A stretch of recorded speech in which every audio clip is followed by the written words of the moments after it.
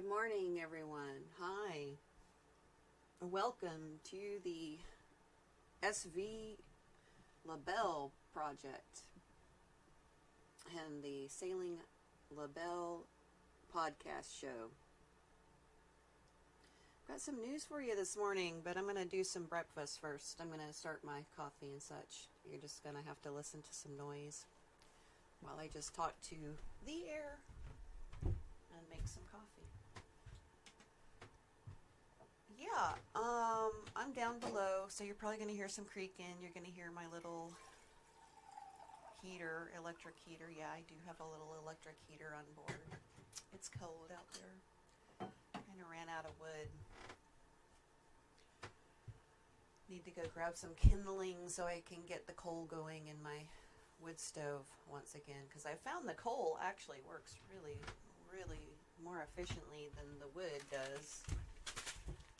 Keeps burning and it keeps it a constant heat rolling.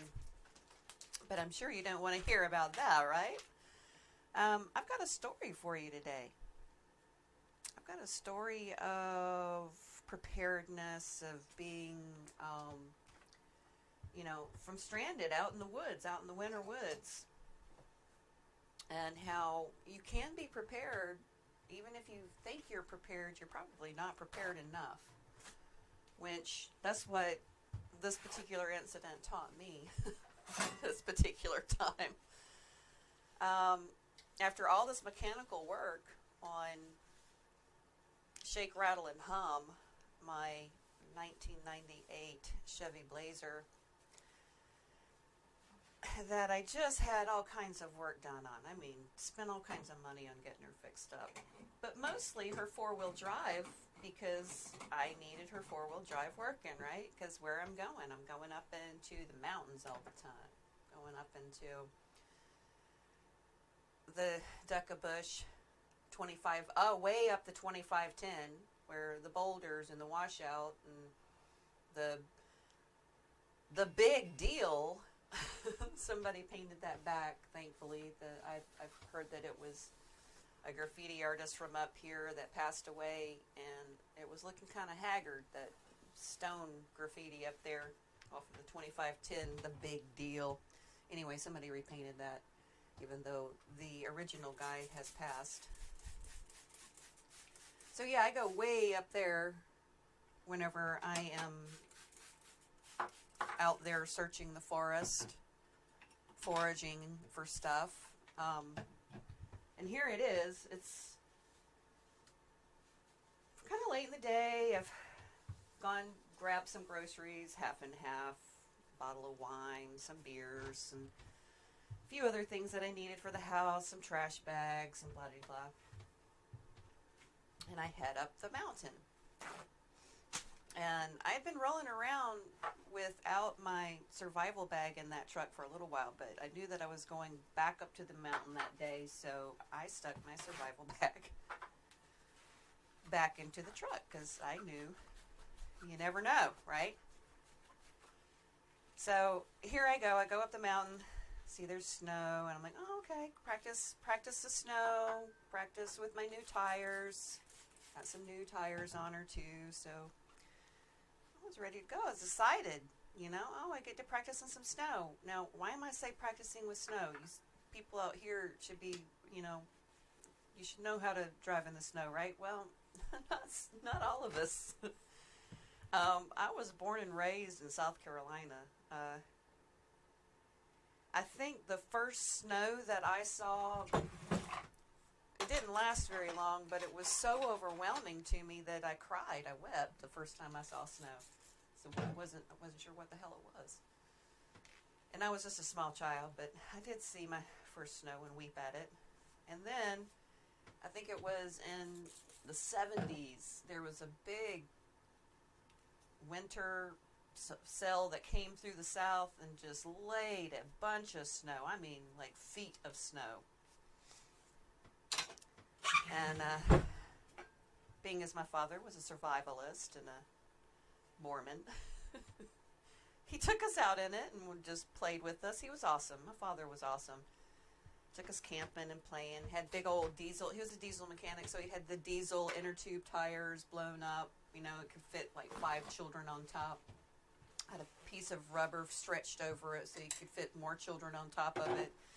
And he would just throw the children on top of this thing, on top of one another, and then just shove you down this hill, which we illegally went to the Sand Hill collection zone, which was just about a mile and a half away from our house, where they were digging up the sand and turning it into glass. It was so fun. And then we ended up getting chased out by one of his cousins that ran the place. Pardon my nose blowing. It's first thing in the morning. I'm trying to get some coffee in me and wake up. But anyhow, there it is. The story of the first snowing that I ever experienced in South Carolina was the 70s, and it was a blizzard. It froze everything, and I think we played in that snow for a week, as long as we could. But I don't think it lasted a week. This is South Carolina, of course. So, sorry about the diversion, but that's the experience I have in snow, which is not much. And then, you know, I did live up in Buffalo, New York for a little while. I didn't have a vehicle up there, didn't need one. And when it snowed up there, I did go out in it. Not much, mostly because it's pretty gross. And the work that I was doing was in the house, so I didn't go out. I didn't go out in it. And so for about a month and a half, I was stuck in my house, which is not bad, you know, for an artist like me. I got busy, made all kinds of art up there during the winter. But in this particular case, here it is. Sorry, diversion again. I'm just trying to give you the lack of experience I have in snow, and the fact that I was excited about practicing with my newly fixed up vehicle, my new tires, up on the Hamahama. And here it is. I see the snow. I drive into it. I'm going up the mountain, and I'm probably about, I'm just past the Lena Creek trailhead, and I see a bunch of other cars parked there. There's probably a good dozen, maybe, not many, but not as much as usual up there. The weekend warriors and the people that come to hike those trails all the time. That's a good one. Lots of people there. So I was probably about 4 miles past that, up in the snow, and I kept on rolling. I tried to engage my four-wheel drive because I was getting into the thicker snow. Guess what happened? Did not engage. Yeah. So, I tried not to get nervous. I was like, okay, there's another vehicle coming up behind me. It didn't look like it could do what I was doing, so I just started reversing because, you know, I'm not going to try and turn around in a foot of snow at this point on the edge of a mountain. There just wasn't a wide enough area. There wasn't a pull out there so that I could turn around just yet. So I was reversing.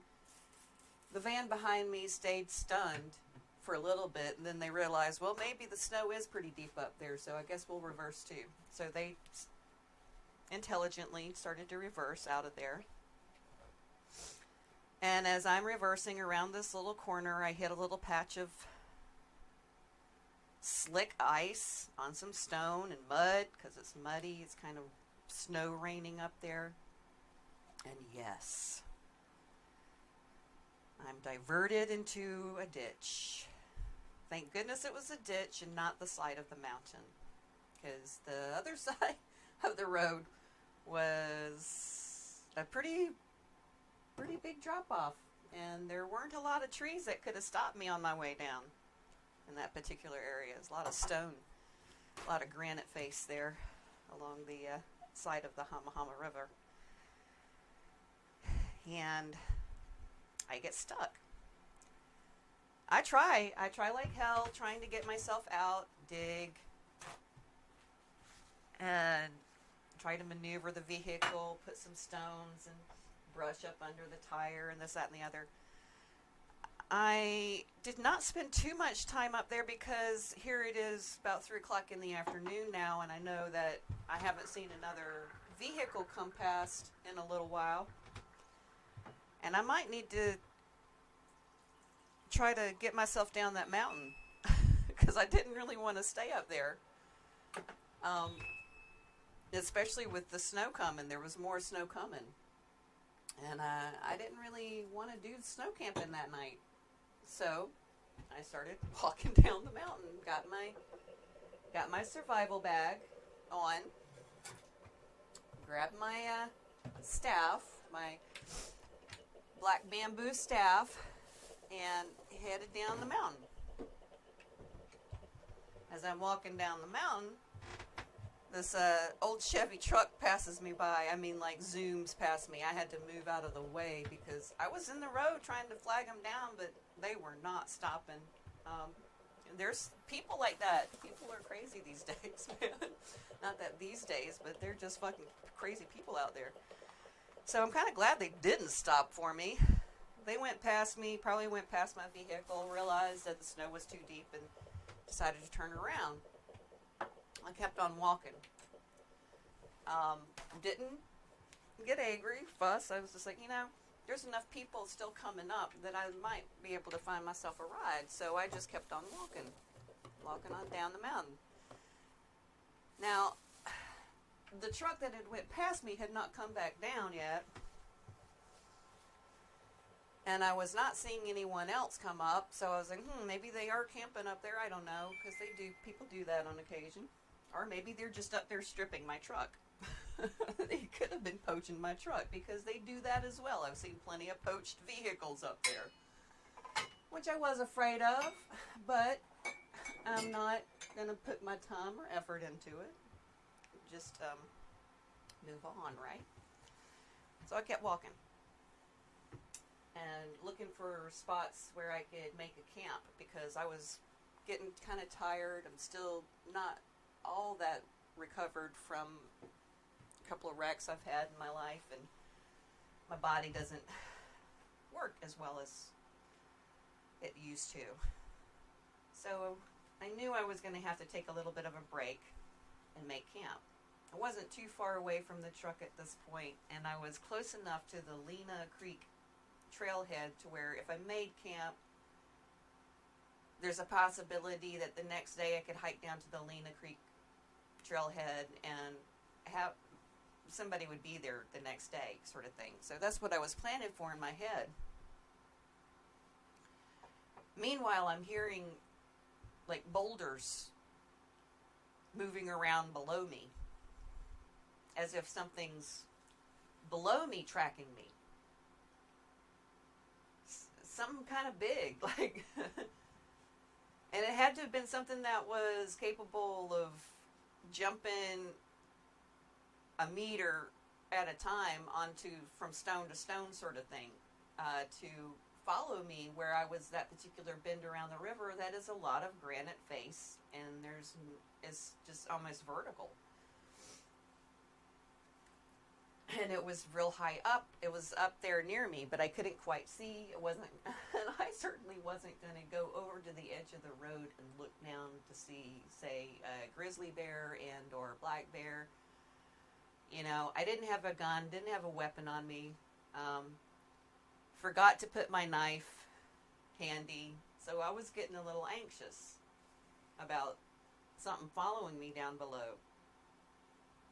And it's quiet. That's all I could hear was something slapping around, literally trailing me, on the boulders down below. And I'm like, I don't want to camp out. I don't want to make camp here now. I don't have a gun. I don't know if I have my knife on me now, because I think I may have forgotten it back on the boat, sort of thing. And my mind's just reeling. I'm like, oh, geez, man, I'm so unprepared. I really am. I thought I was prepared. My bag had everything in it I needed to survive to get me off of that mountain to some degree. But then I started going over the list and I'm going, well, I don't have a personal locator beacon yet, which I will be getting. And then, what was the other thing? A weapon. I think I'm gonna go ahead and invest in a shotgun and possibly modify it to take out something big, because this thing was big. Yeah, so I'm not going to be going back up into those mountains until I have a few things added to my survival bag for sure. That personal locator beacon being the biggest, because if you set that thing off, it's going to go, that signal's going to go directly to the people who will be able to come find me first. And people who have those personal locator beacons get found. Now, some of them not alive, but it's okay. At least they get found, right? I don't want to become another missing person up there in those woods. I really don't. But anyhow, the story goes on. I'm getting kind of anxious. I do not change the pattern of my walk or anything, but I definitely feel the hairs on my back starting to bristle up, because this thing is moving more and more stone beneath it, and it must be big. And I don't know of any freaking monkeys out there that can do this kind of stuff. So, but black bears are freaking agile. These animals, they live out there. They're agile. That you just don't know. I did not want to be eaten by a black bear. I really didn't. You know, what a way to go. So, that's what I'm thinking, right? That's what I don't want any of that. And then in the back of my head also, I'm like, maybe it's my brother in Yeti. I don't know, but who knows, right? But that did cross my mind. Believe me, the way that sounded, it did not sound like bear. It didn't. It sounded something different to me. I know what bear sounds like. I've been out in the woods. I've seen many a bear rolling around out in the woods, and I've seen what they can do too. So anyway, that truck that went past me has not come back down yet. It's been maybe about an hour and a half walk away from the vehicle at this point. And I can just begin to hear another vehicle coming. And just as I heard that vehicle come around that corner of the mountain where we could start hearing it from our area, whatever that was below me, tracking me, it was almost like it dropped straight down like a boulder. And it was boulders moving and rocks just falling and dumping into the river, and I heard slapping like palms on stone. Now it's quiet enough to where I could hear this. We're up in the mountains, it's snowing, there is no other sound going on except for these stones dropping below me. And I am freaking out at this point, and I'm thinking, thank God it's going down instead of up. I thought it was coming up at first because of the way the stones were dropping, but the sounds of the slapping on the stone got further and further away, further down. So whatever that was, luckily, went away. And a cute little sports car, little sedan, maybe it wasn't a sports car, but it was kind of sporty for a sedan. Little 4-door sedan comes rolling around the corner with these two lovely ladies. And they did stop, and they were concerned. And they asked about the snow further up because they were wanting to go hike that trail up there. And I let them know. It's like, no, if my 4-wheel drive is getting stuck up there, I don't think this car is going to make it. So luckily they did a beautiful 3-point turn. You did great. You thought you were going to do more. But you did great. These lovely ladies. Amy and Donna, thank you very much for getting me off that mountain that day. You really, truly saved me a lot more frustration.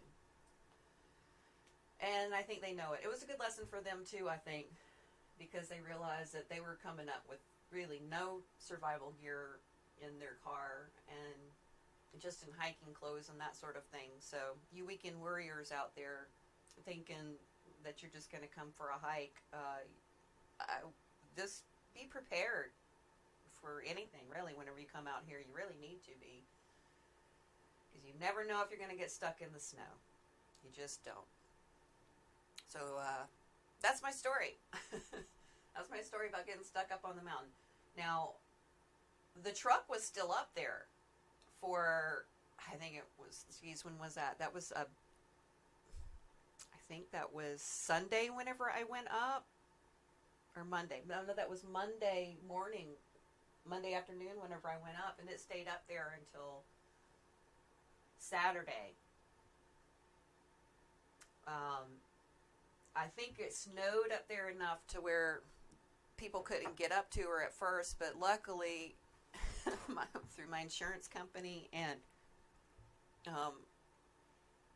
this tow company that knows that area and knows what would happen to that vehicle if it stayed out past the weekend or on the weekend. This lovely family, Pam, thank you. and her husband, she sent her husband and one of her sons out to grab my vehicle off of the mountain. And they did. They got it off the mountain on Friday. So I did not have a vehicle, and I was not sure if I would have a vehicle all this week. So it's been a little stressful week to some degree. But you hear me sighing, and a sigh of relief, because I got my wonderful vehicle back. Oh, I would have been so sad if I lost her. And just another quick story about said vehicle. Now, this is my second vehicle in, what is it, maybe 20 years? Because for 8 of those 20 years, I didn't have a vehicle because I was living in a big city, didn't need one, sort of thing. So, but I was still driving, still carried a driver's license and blah-de-de-blah. Got to drive some pretty badass cars and vehicles, one of which being a motorcycle on the I-90 that was just righteously Ducati. Never driven a Ducati before, and that was a fast one. Man, was that a fast one. So preparedness, though, let's get back to that. How can I be a bit more prepared for getting stuck out in winter weather?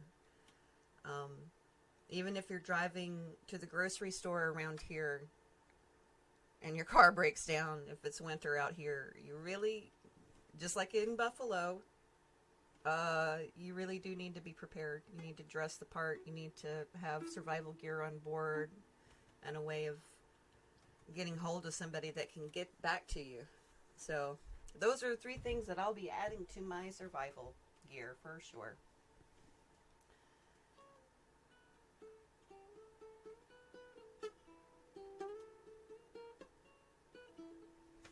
So yeah, the survival gear is most definitely important.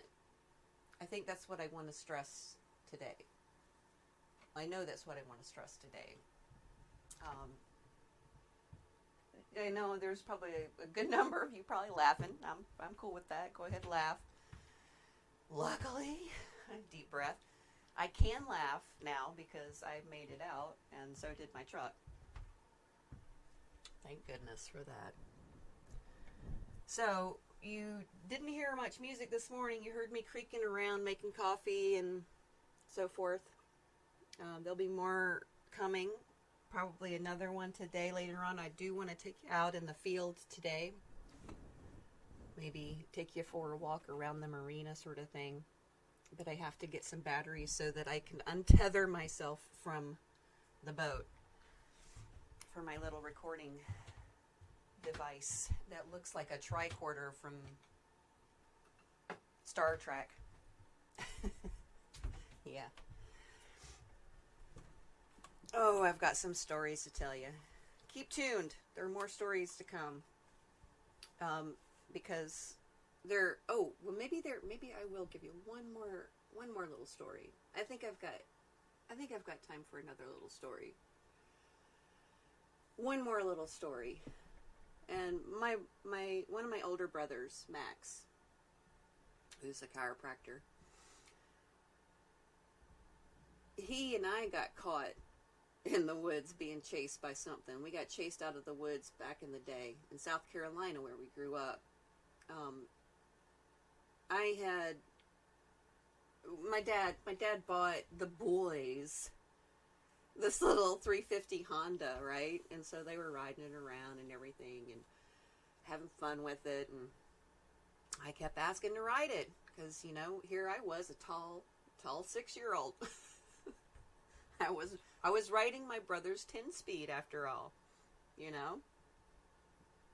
I could straddle it and my feet would touch the ground sort of thing, my toes would. And I could hold it up and straddle with it and so forth. And, you know, he'd let me sit on it, but he wouldn't let me ride it.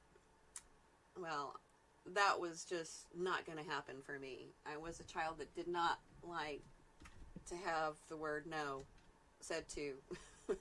And if it was a no, then I'd find some way of getting a yes out of it later just by sheer just rebelling. Rebel. So I did. My dad took the boys fishing. I thought they were going to be gone for all day.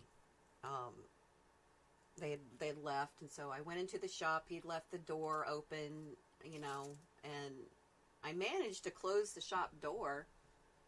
Somehow, I forget how I did it. And I had to climb up somewhere and close this big old shop door. Because I didn't want to, you know, I knew that he didn't want to leave his shop open. So I locked up the shop. But I took the motorcycle out and got it started and went just roaring through these little sand trails, through the sand hills in our backyard, which was basically a swamp. And managed to lay it down as I was coming out of some sand and onto some pines, some little saplings that had left some pine needles on the ground. It slid down. The bike was on top of me and had me pinned up against one of those little saplings. I managed to turn the bike off, but I could not get this bike off of me. And I was there for some time. I don't remember how long I was there. I just remember it just being a really, really long time. And this bike was pressing on my chest. So every breath that I took, I had to be careful not to let all of the air out of my lungs because the bike would press me further into the tree and into the ground. And I'm sitting there just realizing I'm getting kind of faint at this point. I might not make it out of this sort of thing. And all of a sudden I see this black figure come from around behind me and come up in front of me, maybe about 10, 15 feet, maybe about a meter away, and just sat on his haunches. This big black cat.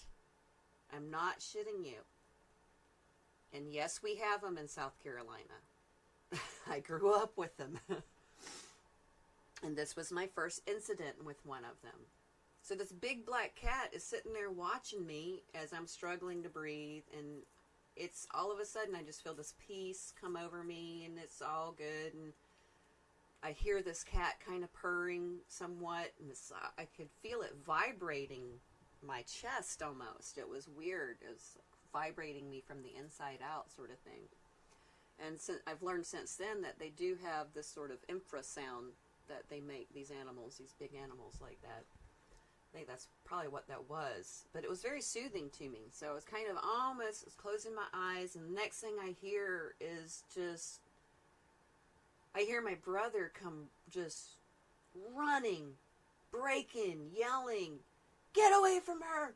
Get out of here! Go away!" And this cat stands up and starts growling at my brother. And he comes, my brother's not stopping. He's coming to save my ass, and he's not stopping. He's coming up against this big old cat who's actually bigger than he is. Because he's a child. And he picks the bike up off of me, starts it, and it's just one fluid motion. He was just very quick and just decisive. Just picked the bike up off of me, grabbed me by the scruff of my neck, threw me up on the bike behind him while holding onto my waist a little bit, whilst he's giving the bike gas at this point, because it did luckily start right up. And he is just hauling ass, taking us out of there. And this cat is chasing us. And every few lunges, it would just like try to grab me with both of its front paws. And we got far enough out, got right up to the graveyard, where it's like the graveyard borders our property, and the cat backed off, went away. But it stood there watching, making noise for a little while. And so me and my brother end up back in the shop. Mom, at this point, traumatized, so I'm crying. My dad's spanking me because I did a bad thing. I stole the motorcycle I went on the motorcycle without anybody knowing and without permission. So he was spanking me. I was crying. And my brother was like getting in between me and him, and no, it was Dad, it was a big black cat. It was a big black cat. And my dad listened. He stopped and went and got a gun, from what I remember. And then I don't know what happened after that. All I know is that for years that story has been told and retold to all of my nieces and nephews, and probably to my grandnieces and nephews now. And some of my nephews have actually photographed these black cats over there, because they grew up on that property. So there are big black cats out there. I've seen them. I think this one was probably going to help me die and then maybe consume me. I hope so. I don't mind being part of a cat after I die. But I didn't want to go that day. I'm glad I didn't. So Max, thanks. Thanks for grabbing me that day. I appreciate it, bud. And I think it was one of his sons, two of his sons, I don't know. One of them photographed black cats right in that same area where we were, right where he found me. So there you go. There's the stories. Couple more stories from the Libelle Project. Wasn't about the boat today. It's about survival and being possibly taken by a Yeti. I don't know. They're out there. They're out there, man. These creatures are out there. We don't know what's out there, so the moral of this story is be prepared and be nice out there. Because I think the better of a person you are, the better you're going to have it with these wild creatures. So try to be a better person every day, like me. All right? Enjoy, everyone. Have a great day. It was beautiful talking to you and sharing my stories with you today. I hope you got something out of it. Ciao for now.